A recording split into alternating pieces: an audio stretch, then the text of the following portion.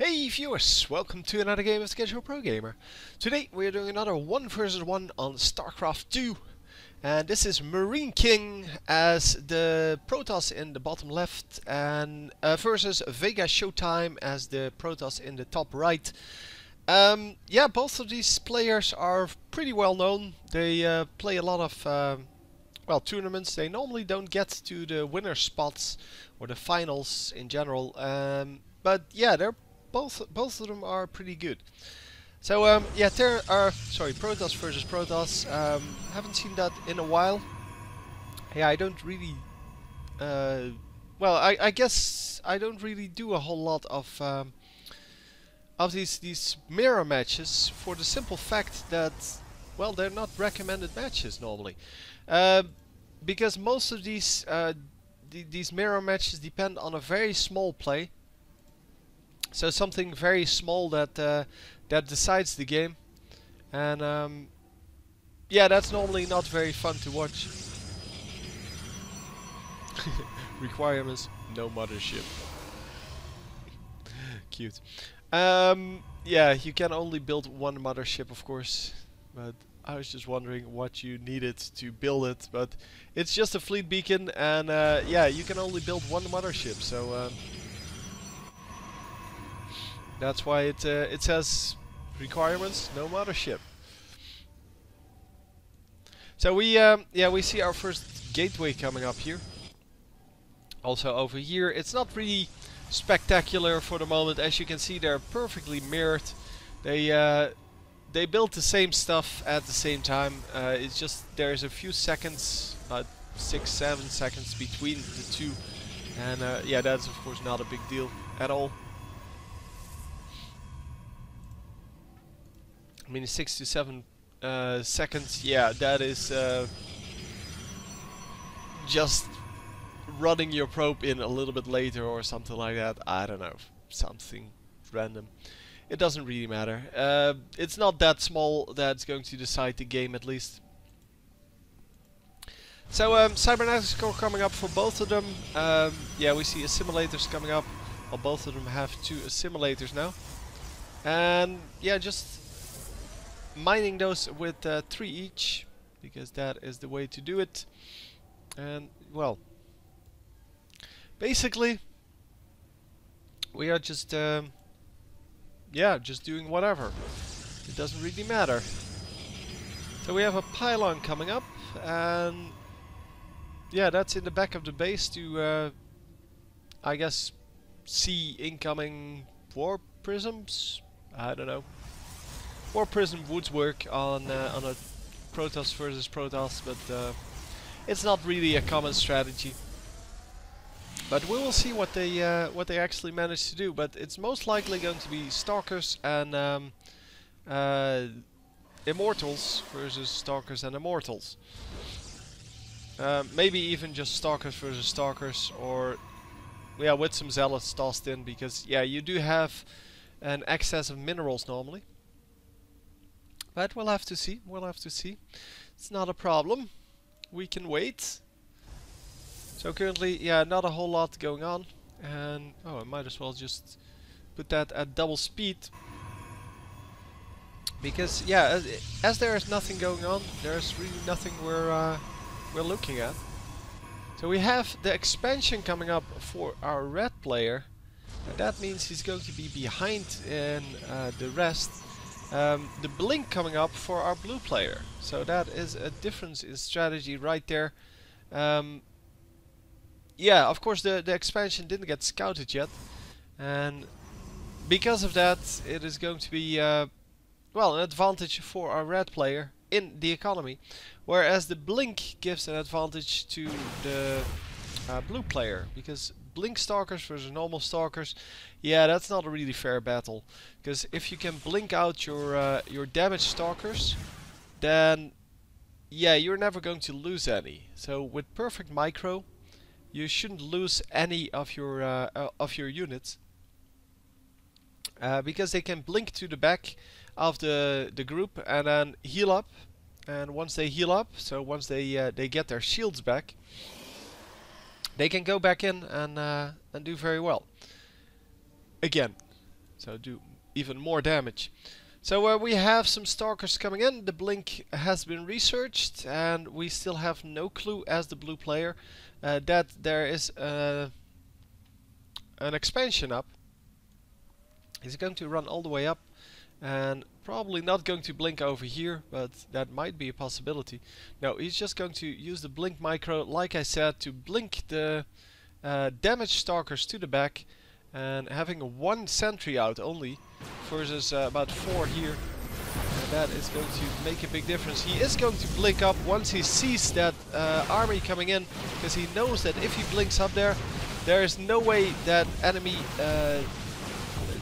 army can follow unless he blinks them over there as well.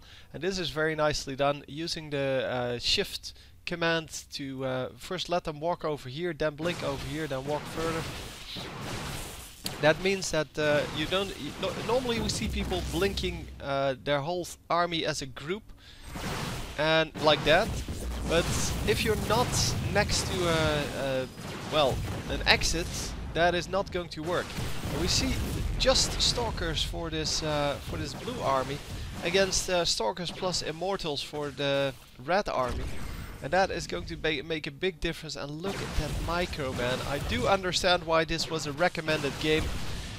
This is really nice play, and really showing off the importance of having that blink, and really, yeah, just making use of the fact that the enemy does not have that blink. And especially, yeah, because there are immortals in here. The immortals don't get blink, because that's only for stalkers, obviously. So the immortals should go down to this group pretty easily. And let's see if he actually focuses that. No, he's going to focus the stalkers. Yeah, the stalkers do 14 damage versus armored, but because of the hardened shield, it's only 10. But yeah, you only have to hit him 10 times, and then that shield thing is over. And yeah, with the amount of stalkers he has 11 stalkers, so that's just one shot. Now he has 10 stalkers. That's still one shot, and then the shield is down, and then you do full damage again, which is 40% more. So yeah, that is a significant amount.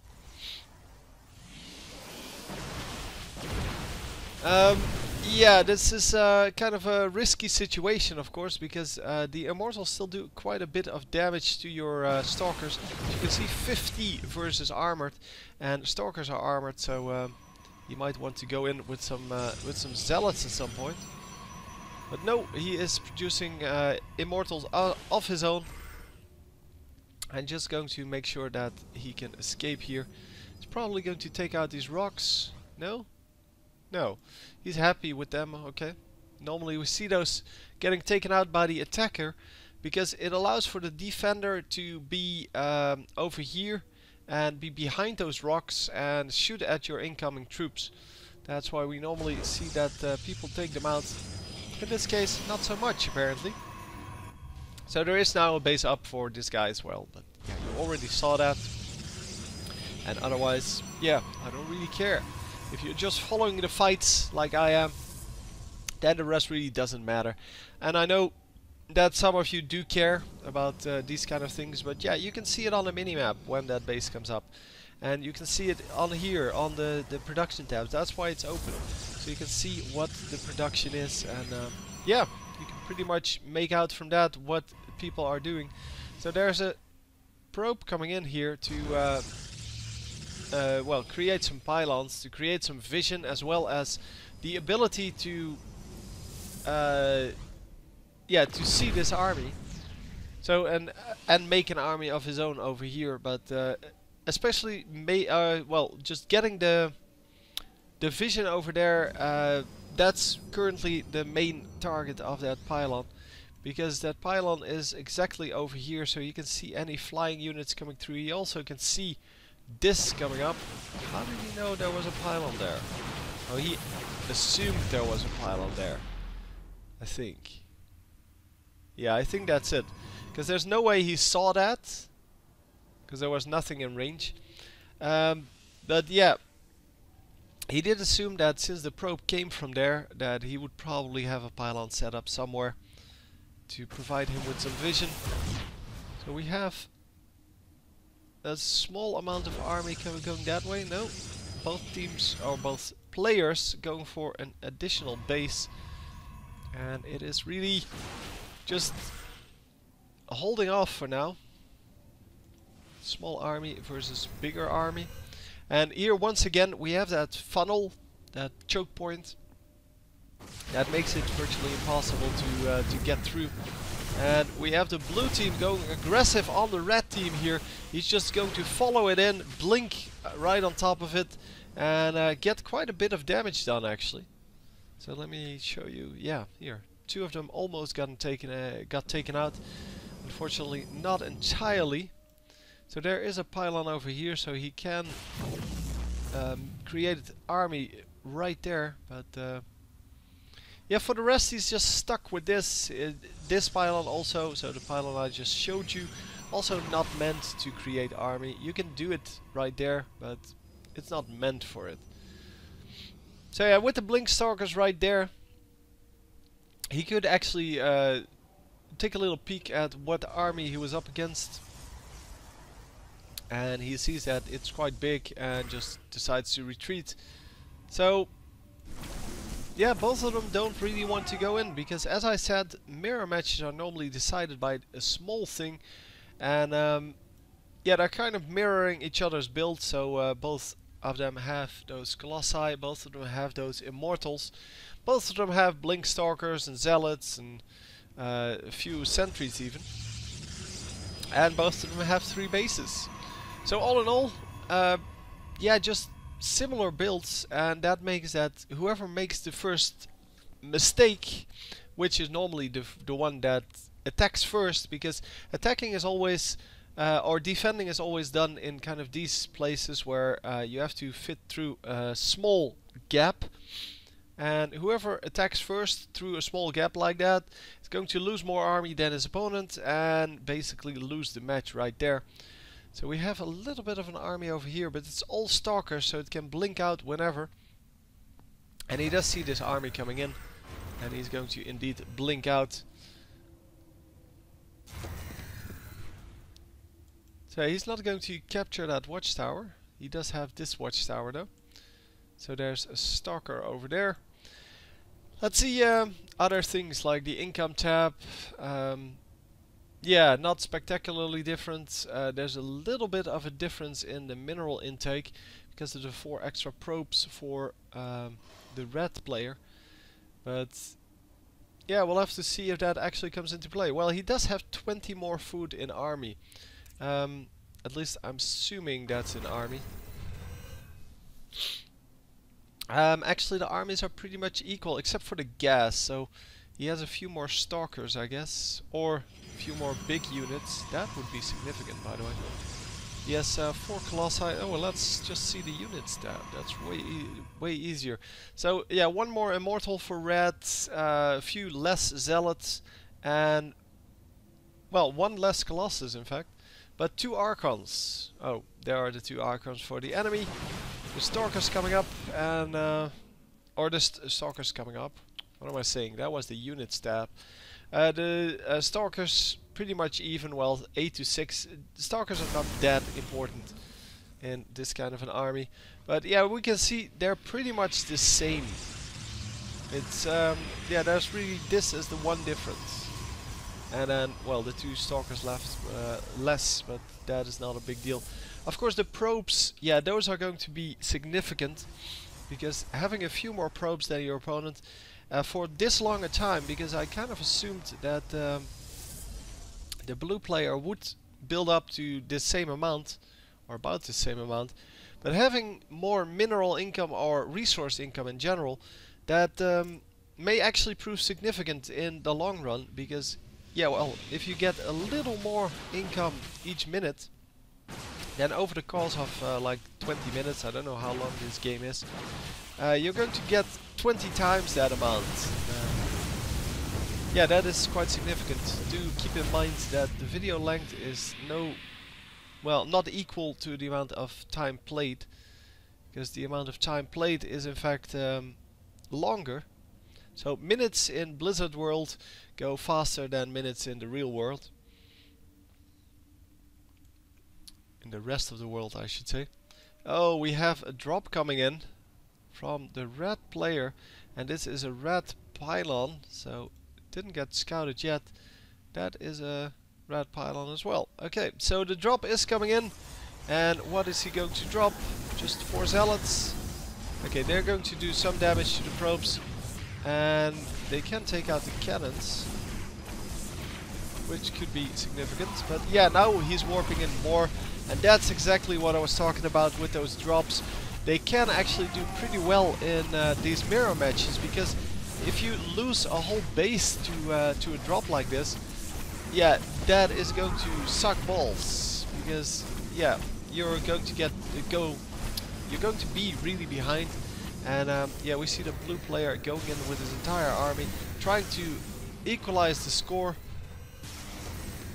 And yeah, the red team still in here, still doing damage, but the blue team now coming in to do some damage back. And all in all, he lost some workers, but yeah, well, 24 workers, still a lot more. So the workers killed by the blue player still a lot more than those by the red player. I don't know when he killed those workers, by the way. Must have missed that, or no, maybe it was just right there. I don't know if he had a drop incoming as well. I just saw this one. Anyhow, yeah, we see that the drop or the invade here from the blue team is actually working out quite well, and he's getting quite a bit of damage done. That cannon pretty well protected, by the way, by just the surrounding buildings. Well, the mineral field and this pylon, making sure that only one zealot could attack it from that side, or he would have to run all the way across, all the way around. And yeah, that wouldn't work either. So units lost. The red player lost significantly more than the blue player, and yeah, we'll just have to see how that works out. He lost a lot of heavy units, it seems. Hang on, units lost. Yeah, he lost quite a few more units, that's one, but also, yeah, well, the resource is just pretty heavy. So, losing a few big units, I guess. And we have a mothership coming in here. Mothership, of course, one of the most powerful units in the game. But it is still fragile to certain things. Well, to air-to-air, basically. For most races, that's just the air-to-air that's going to take out the mothership. But yeah, well, the Protoss can deal with it with stalkers and such. But in this case, yeah, there is so much protection that really there's nothing going to break through that for now. And not even these guys. Well, these guys can't shoot air anyway. But with the abilities charging up here on the mothership, he is going to be able to either recall all of his units out, or to vortex, and we normally see the vortex used pretty efficiently, because if you can split the army in two, and that goes not only for this vortex but also for force fields from the sentries. If you can get that, so if you can split the army in half, that is quite significant. The mothership is going to go down here to the stalkers, and that is going to be big, because he didn't use a vortex. So he lost his mothership, I think at least, at full energy, and could have sucked in all of these colossi, then killed all of the rest of the army, and then, well, just got, had his whole army against the colossi. And of course that's what we normally see, and that's what the vortex is supposed to do, but I didn't see him use it, so maybe I missed it, maybe it just didn't happen. But yeah, the loss of that mothership, yeah, that is quite significant. He lost quite a bit of resources there, but then again he did do quite a bit of damage too, so because the mothership has pretty big well, shields and such, so it can be a significant amount of damage done. How's he building? Oh, there's a pylon over here. Yeah, never mind. So, what do we have units wise? No, let's first see the resources lost. It's pretty much the same, about 2,000 between them. 2700 in fact. Between the two, and yeah, it's not a really super significant amount, but it is getting there. I mean, it is getting to the point where it is starting to hurt. Of course, well, if you have 20,000 resources lost, if both teams, have 20,000 resources lost, then the 2,000 between them is not going to be really significant. Anyway, production, yeah, we pretty much have immortals building for the one guy and then a whole bunch of crap for the other guy. So that means that this guy is probably mined out in, yeah, in 2 of his bases in fact. And he is building a third one, well, a second mining base, third expansion. But this is the only base he still has. So he does have a new mothership up. We saw that coming up a little while ago. And he does have a mothership. Yeah. Oh, this is units. Never mind. So yeah, what we see is that both the armies are pretty much equal again. It's just that there are 5 more immortals here and 15 more zealots. Oh, sorry, 10 more zealots here. 11. But the immortals are of course way more expensive than the zealots, so they're going to normally do way more damage. So we have the zealots coming in over here. Yeah, the zealots are really nice against the immortals, but yeah, they can't really go up against them in sheer amount of damage. And yeah, I think the blue player made quite a significant, well, yeah, he created a significant advantage, I guess I should have said. With that snipe of the mothership and that fight, because, well, if that mothership had vortexed, then that would have been good. That would have probably, well, got him the game, and at least a fight, and he could have chosen to run out or not run out, but it's all the same. We have 2 really, really big armies against each other here. It is not very often that you see these kind of huge armies. And wow, here we go! Yeah, it's the blue player who's going to come out ahead here. He is way better positioned. All of his army is just grouped up, and it seems that this guy doesn't even have the thermal lance upgrade. Well, he does. He was just attacking at short range. But yeah, you can see that he indeed got out of that fight pretty easily, because those observers really just negate the invisibility of the mothership. The mothership did do something here. I'm just not sure what. He may have used the vortex. I just didn't see it again. That may have been the same thing in the previous one, but anyway, the entire army goes down. Those extra immortals really coming in handy, because everything in the late game is basically armored, except for the zealots. But yeah, the zealots, they die really quickly to this many colossi, so it's not a big deal. Anyway, hope you enjoyed, and I will see you next time. GG!